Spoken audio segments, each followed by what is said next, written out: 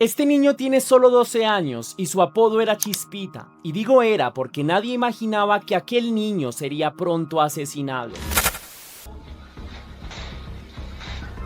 Que nos acaba de enviar las imágenes que fueron registradas por las cámaras de seguridad a la 1:47 de la madrugada del 20 de enero. El momento en que dos delincuentes junto a este menor de 12 años evaden un control policial y comienzan a dispararle a la policía. Deprimente desde el punto de vista social, 12 años, delincuente, abatido. A sus escasos 12 años, Uriel Alejandro Jiménez, alias Chispita, ya había construido una identidad temible en su barrio y en las redes sociales.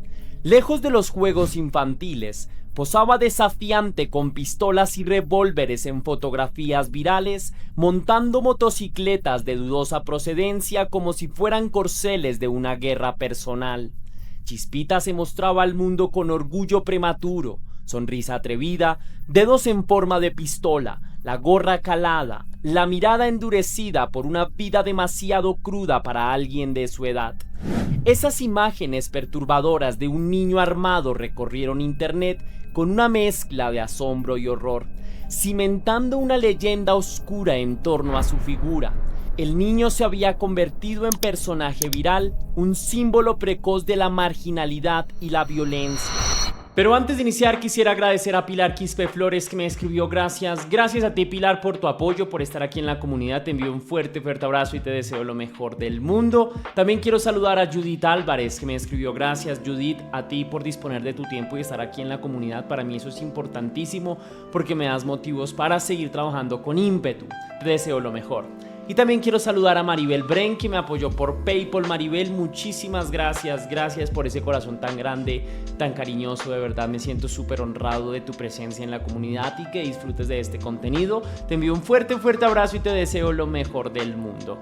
Y recuerda que si tú quieres ser saludado para un próximo video lo puedes hacer con el super gracias que se ubica allá abajo justo al lado del botón compartir o también vía PayPal, ya que tienes el link en la descripción de este video. Sabes que si lo haces recibirás un agradecimiento personalizado y un saludo de mi parte para un próximo video. Sin más, continuemos con el caso.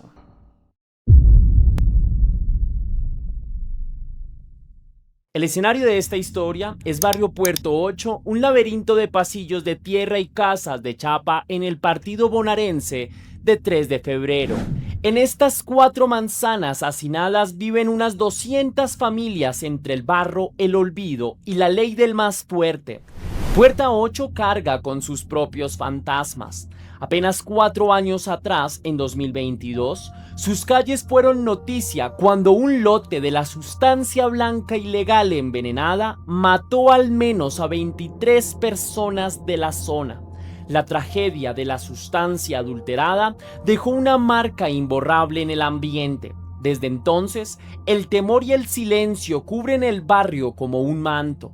Las autoridades demolieron búnkers de narcos, pero la pobreza y el narcomenudeo siguen respirando en cada esquina.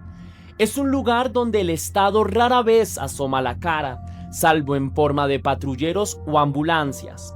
En Puerta 8, la niñez transcurre rodeada de violencia y precariedad.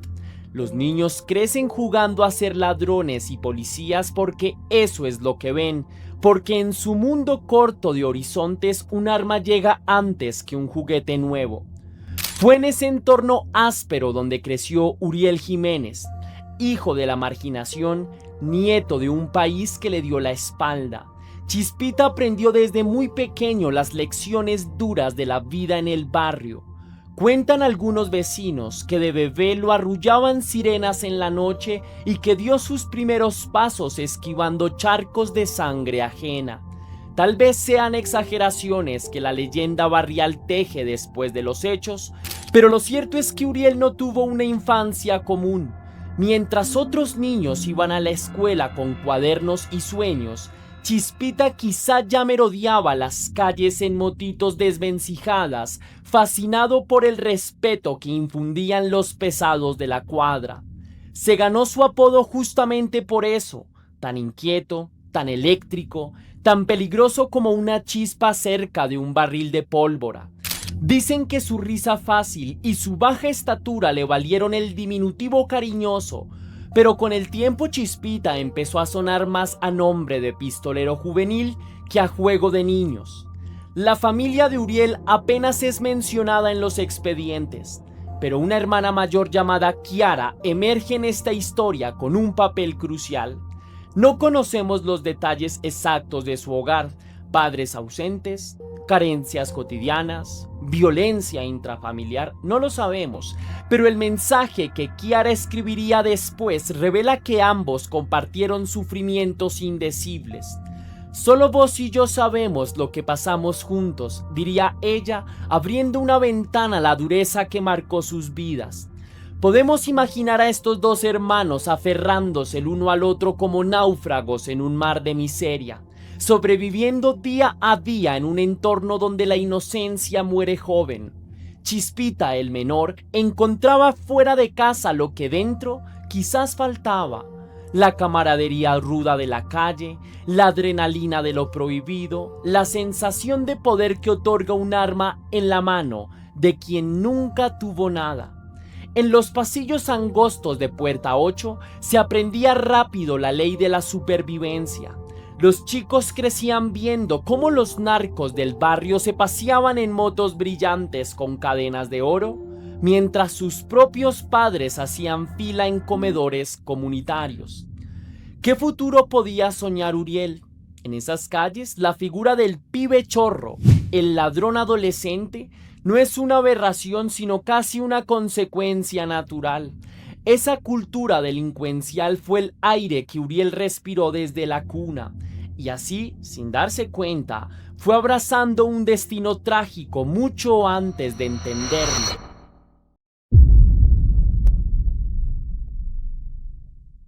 La metamorfosis de Uriel en Chispita quedó documentada en fragmentos dispersos, expedientes policiales, rumores del vecindario y, sobre todo, publicaciones en redes sociales. A los 11 años, cuando muchos niños apenas empiezan la secundaria, él ya había sido fichado en la comisaría. El 27 de octubre de 2025, Uriel fue detenido por una causa de encubrimiento, involucrado en ocultar o transportar objetos de dudosa procedencia. Aquella breve visita a la comisaría 11 de 3 de febrero marcó su prontuario temprano, una señal de alarma que, lamentablemente, no bastó para cambiar el rumbo de su vida. Para entonces Chispita ya se desenvolvía en un entorno turbio, rodeado de adultos que no dudaban en llevar consigo a un chico si eso servía a sus fines. No está claro qué hacía Uriel en el auto junto a los dos hombres mayores la noche de su muerte, pero cabe suponer que no era la primera vez que acompañaba a delincuentes en sus andanzas nocturnas. En las redes sociales, Chispita cultivó la imagen de pequeño fuera de la ley con orgullo. Sus perfiles y los de sus amigos mostraban fotos inquietantes: el niño sosteniendo armas más grandes que sus brazos o posando sobre motocicletas como un veterano delincuente de las calles. En los videos caseros se le veía haciendo Willy con la moto frente a la cámara, riendo con la osadía imprudente de quien se sabe admirado por su barra. Para su círculo cercano, esas imágenes no eran motivo de alarma, sino insignias cotidianas de su realidad. Mal ahí, guachito Chispa, cansado de subirte a trucho y hacer maldades con la banda, escribió un allegado en Facebook, casi con nostalgia, recordando las fechorías compartidas. La jerga delata el día a día de Uriel: subirse a unos autos truchos que son robados, salir de joda con la banda, es decir, salir de fiesta, cometer maldades que en un barrio rico serían delitos graves, pero en su mundo eran un juego adolescente mortal. Chispita era querido y respetado en su entorno precisamente por esas maldades. Siempre fuiste un rochito, compañero. Le dedicaron tras su muerte usando el lunfardo rocho, que significa ladrón de poca monta, casi como un título de honor. Sus amigos lo llamaban Rochito porque, pese a su edad, ya era uno de ellos, un pequeño ladrón con alma de barrio. Hubo señales aún más perturbadoras de hasta dónde había llegado este niño. En los últimos tiempos, Uriel también probó las mieles amargas de las sustancias. Entre sus pares circuló un video escalofriante, Chispita inhalando alguna sustancia, posiblemente paco o pegamento, junto a una joven, sus pupilas perdidas en el limbo químico. La imagen de un niño bajo las sustancias a los 12 años estremeció a muchos cuando salió a la luz, pero para los que lo rodeaban no era sorpresa. Sabían que el chico a veces andaba dando vuelta colocado o bajo los efectos en términos más entendibles, y aún así lo seguían arrastrando a sus incursiones nocturnas. Uriel parecía tener prisa por quemar etapas, viviendo una adolescencia adelantada y salvaje, como una luciérnaga agitada que brilla con furor antes de apagarse. Tan integrada estaba la muerte en su imaginario que incluso vestía sus símbolos. En una de las fotografías más simbólicas que dejó, Chispita aparece usando una camiseta conmemorativa de otro joven ladrón que había muerto meses atrás, en octubre de 2025, durante un robo frustrado en Remedios de Escalada. Ese chico caído, cuyo nombre adornaba la remera de Uriel, había sido un referente mayor, quizá un vecino o un amigo de la familia. Ver al pequeño Chispita con la camiseta de un difunto de la misma escuela del crimen estremeció a quienes luego analizaron el caso. Para muchos, esa conexión macabra selló el destino de Uriel, como si él mismo vistiera un presagio de su final.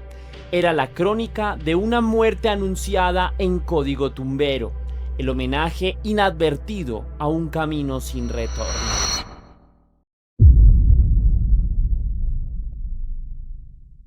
La última noche de Uriel Jiménez llegó demasiado pronto. Era la madrugada del 21 de enero de 2026, entre el calor residual del verano y el frío de la muerte rondando en silencio.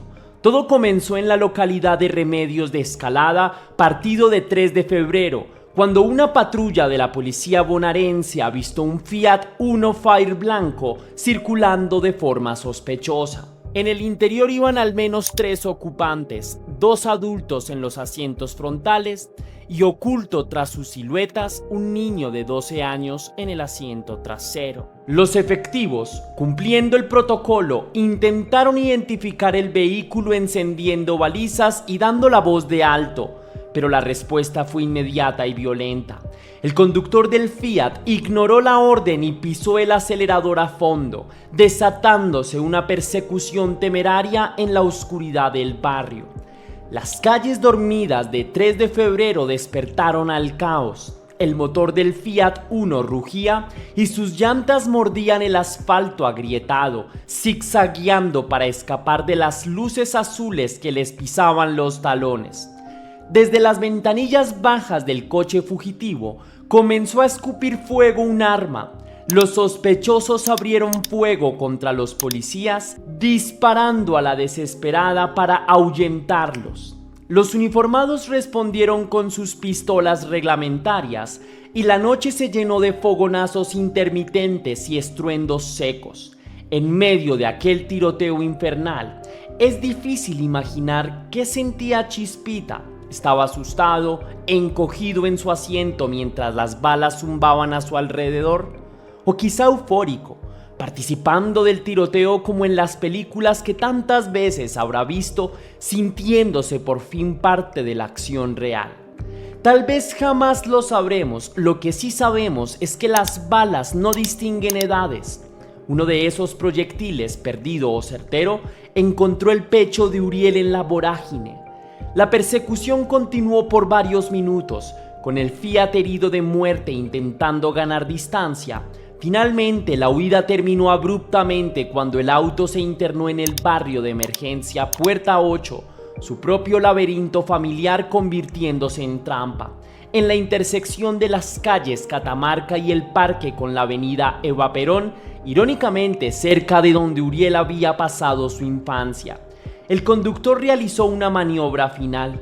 Acorralados por los móviles policiales, los delincuentes frenaron de golpe levantando una nube de polvo en la calle de tierra. Antes de que los uniformados pudieran rodearlos, ambas puertas delanteras se abrieron y dos hombres armados saltaron fuera del vehículo. Sin mirar atrás, los adultos huyeron a pie entre las casas precarias, escurriéndose por pasillos oscuros que solo ellos conocían. En cuestión de segundos desaparecieron del lugar, tragados por la noche y la impunidad. Dentro del Fiat Uno quedaron el eco de los disparos y Uriel. El pequeño Chispita permaneció allí, desplomado en el asiento trasero, abandonado a su suerte por aquellos a quienes llamaba amigos. Cuando los policías se acercaron con armas en alto, lo que vieron los dejó helados. Un niño malherido, con el cuerpo perforado por al menos una bala, rodeado de varias vainas hervidas en el piso del auto. La sangre manchaba su remera y sus manos aún parecían aferrarse a la tela del asiento, como si hubiera intentado sujetarse a la vida en el último instante. Los agentes solicitaron una ambulancia con urgencia y en la penumbra uno de ellos, un subteniente joven, quizá también padre de familia, cargó al chico entre sus brazos para sacarlo del coche destrozado. Chispita estaba inconsciente, su pulso débil. Las luces de los patrulleros iluminaban su rostro infantil cubierto de sudor y polvo, un rostro que aún mostraba rastros de esas pecas y sonrisas que debió haber tenido a los 5 o 6 años antes de endurecerse. Minutos después arribó el personal médico del SAME, pero toda ayuda fue inútil. La muerte de Uriel Alejandro Jiménez fue confirmada en el acto. Un proyectil le había atravesado el pecho, causándole un daño irreversible. Allí en el corazón de su barrio, Chispita exhaló su último aliento a los 12 años, sin asistencia inmediata, sin la mano de ningún ser querido que le sostuviera la suya. La noche había cobrado su precio. Afuera, el cielo empezaba a clarear con los primeros tonos grisáceos del amanecer, ajeno al pequeño drama humano que acababa de suceder bajo su amparo. Un profundo silencio cayó sobre Puerta 8 cuando cesaron las detonaciones. Solo quedó el llanto ahogado de alguna vecina tras las cortinas y la estática de la radio policial informando de la baja. Un niño muerto en un enfrentamiento armado. La noticia era tan impactante que costaba incluso creerla. Con las primeras luces del día llegaron también los rituales de la ley. La escena fue acordonada, los peritos de la Gendarmería Nacional, convocados para garantizar una investigación imparcial, recogieron los casquillos y tomaron fotografías del auto perforado a balazos. El caso quedó caratulado preliminarmente como homicidio agravado por el uso de arma de fuego y esa misma mañana la fiscal Gabriela Pino de la UFI número 6 de San Martín imputó a 2 oficiales de la policía bonaerense involucrados en la balacera. No importaba que la patrulla hubiera actuado respondiendo a una agresión. Un niño de 12 años estaba muerto y la justicia necesitaba determinar si el accionar policial fue legítimo o se había excedido. Mientras tanto, los prófugos, aquellos 2 hombres que escaparon dejando a Chispita atrás, seguían sin ser capturados en las redadas iniciales.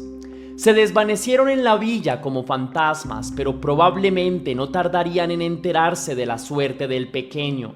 Quizá aquella mañana en algún escondite sintieron un escalofrío al ver su nombre en los noticieros. Tal vez no sintieron nada. Lo cierto es que Uriel había pagado con su vida un juego perverso que otros orquestaron.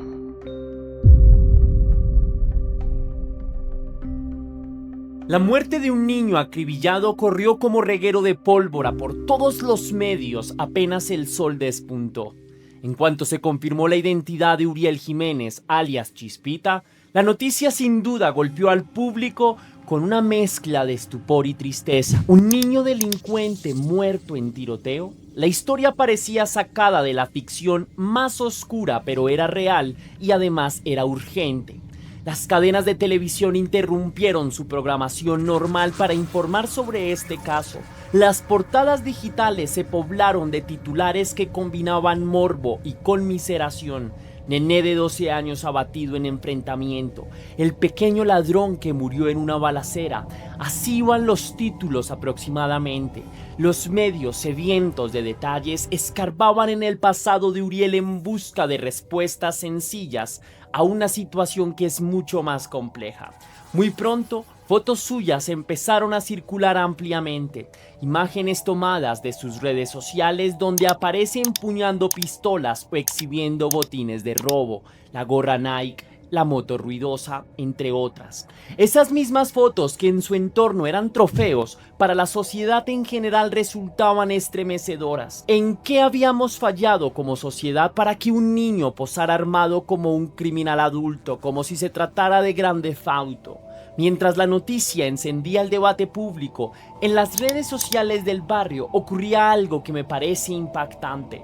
Familiares y amigos de Chispita comenzaron a despedirlo con mensajes que rápidamente se hicieron virales. Lejos del tono solemne que cabría esperar, sus allegados inundaron Facebook e Instagram con posteos llenos de jerga barrial, cariño rudo y fotos polémicas del chico.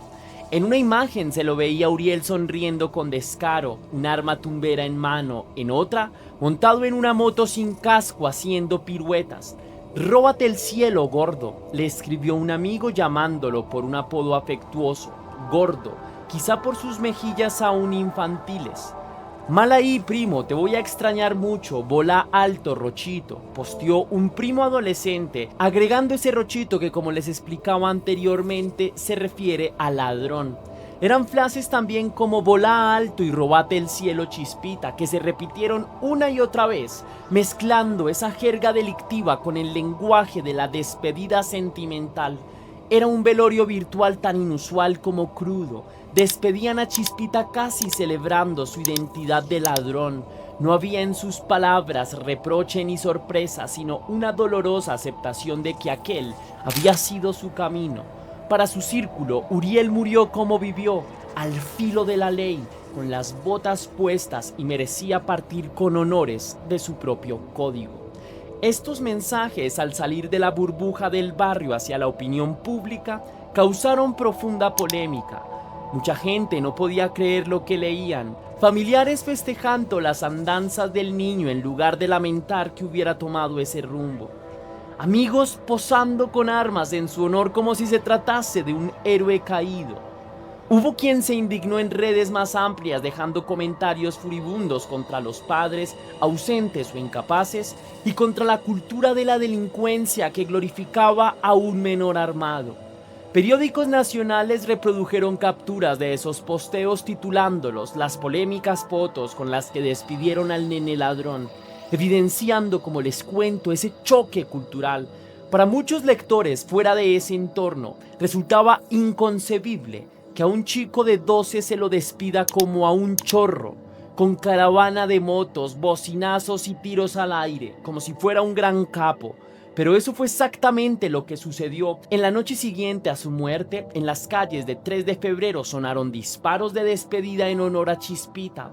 El mismo estruendo de balas que acompañó su vida sirvió de requiem en su muerte.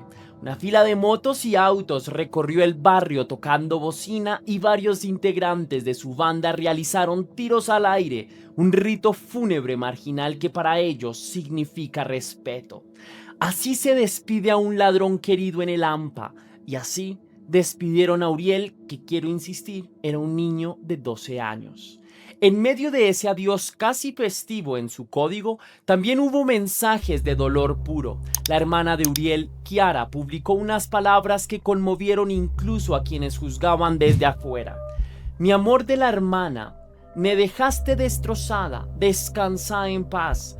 Solo vos y yo sabemos lo que pasamos juntos. Espero tengas tu paz, amor de la hermana. Te amo con todo mi ser. Escribió la joven revelando la intimidad de una herida invisible. Entre líneas, su despedida dejaba entrever abusos, carencias o luchas compartidas que nadie más conoció. Esas palabras de solo vos y yo sabemos resaltan la humanidad detrás de ese apodo temido. Recordaban que antes que un delincuente, Uriel era un niño Era un hermano menor amado que también sufrió y que también lloró. La figura pública de Chispita comenzaba a resquebrajarse, dejando ver al Uriel real, al chico de carne y hueso atrapado en un destino fatal. El debate se fue intensificando según pasaban los días. Algunos políticos y periodistas aprovecharon el caso para sus propias agendas. La imagen del niño ladrón se usó como bandera para reclamar con mano dura. Exigieron bajar la edad de punibilidad para que menores como Uriel puedan ser encarcelados antes de que sea tarde. Patricia Bullrich, ex ministra de Seguridad y entonces senadora, se pronunció al respecto y en canales de televisión pontificaban sobre la ausencia de valores en las villas miseria. Se discutía si la culpa era de los padres, de las sustancias ilegales, de la música o de las redes sociales, o de todas también. Pero pocos se detenían en la pregunta que me parece de fondo: ¿por qué Uriel, con apenas 12 años, había llegado al punto de empuñar un arma? En las mesas de debate televisivo faltaba la voz del barrio, la voz de aquellos que convivieron con Chispita y entendían que su historia era más que una estadística o una excusa política, porque la tragedia de Uriel expone grietas de una sociedad que siempre ha sido desigual, pero esa discusión profunda corría el riesgo de perderse entre gritos, titulares sensacionalistas y la búsqueda de culpables fáciles para tapar de una vez por todas lo que sucedió. Entre tanto, el cuerpo de Uriel fue entregado a su familia. El velorio se realizó el miércoles siguiente entre las 11 de la mañana y las 3 de la tarde en una cochería modesta de la localidad de Caseros, cercana a su barrio. Afuera, una multitud de vecinos y curiosos se congregó. Algunos eran genuinos dolientes, amigos de travesuras, primos, tíos, todos choqueados ante el cajón pequeño que albergaba lo que quedaba de aquel niño que era lleno de vida. Otros tal vez solo querían ver de cerca lo que esto implicaba, querían ver de cerca al Chispita del que hablaban en las noticias. Cuentan que en algún momento incluso se escuchó el rugir de motos acercándose. Eran los mismos jóvenes que la noche anterior dispararon al aire, llegando para escoltar el cortejo. Tras el velorio, una caravana condujo los restos de Uriel al cementerio municipal de Pablo Podestá. Sobre el féretro negro dicen que colocaron la gorra que él siempre usaba y una foto donde se lo ve sonriendo con esa sonrisa pícara de niño que soñaba ser grande. No hubo marcha fúnebre ni silencio respetuoso. La despedida fue con motores, acelerones y el estruendo de un par de balazos más al cielo, desafiando incluso en ese acto a la autoridad y también al destino.